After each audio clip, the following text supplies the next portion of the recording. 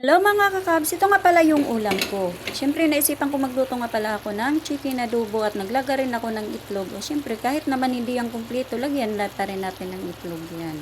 Para naman kahit papaano, ayan nga pala ay nagsisimula na rin ako dyan magugas ng manok at saka gagayatin ko kasi may mamarinate ko pa siya ng kahit saglit lang. Para naman yung langsa niya maalis noon at yan nga pala hindi naman masyadong malangsa yan. Talagang stock lang talaga yan sa rep. Ayan, inigihan ko lang siya pag huhugas para naman kahit papaano malinis naman yung ating mga pinakain. Kahit naman hindi tayo nakain ng mga pagluto sa kanila, yan naman aking niluluto. Bali sa amin lang yan ang aking kasama dito. Bali kalahating manok lang yan aking lulutuin para naman kahit papaano hindi siya masasayang. Pwede naman kahit abutan lang siya ng ilang araw. Hindi naman nasisira yan kasi lalagyan ko lang naman siya ng suka. Ayan nga pala, minamarinate ko lang yan dyan. Basta inalo-halo ko na, nandyan na lahat. Siyempre hindi nawawala yung suka niyan. Nilagyan ko lang din siya ng asukal at dito naman naglaga na rin ako ng itlog at yan nga pala ay tapos na.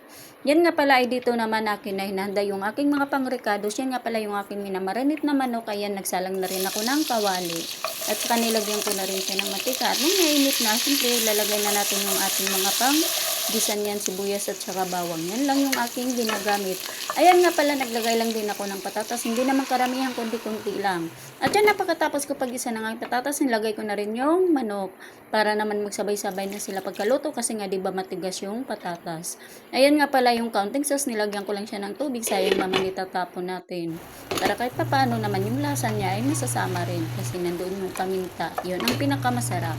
At yan naman ay pag-awakay ko dyan, yan ay medyo naluto na, nilagay ko na rin yung sibuyas. O diba, maraming paraan tayo sa pagluluto ng manok. Kahit araw-araw tayo nagmamanok, gawa natin ng paraan kung paano natin lulutuin. At yan naman ay talagang patapos na yung aking pagluluto dyan. At yan ay tapos na nga yung aking pagluluto dyan. Siyempre, kunting halo-halo lang yan para naman nilagay ko na rin yung sibuyas dahon. O diba, masarap na rin yun.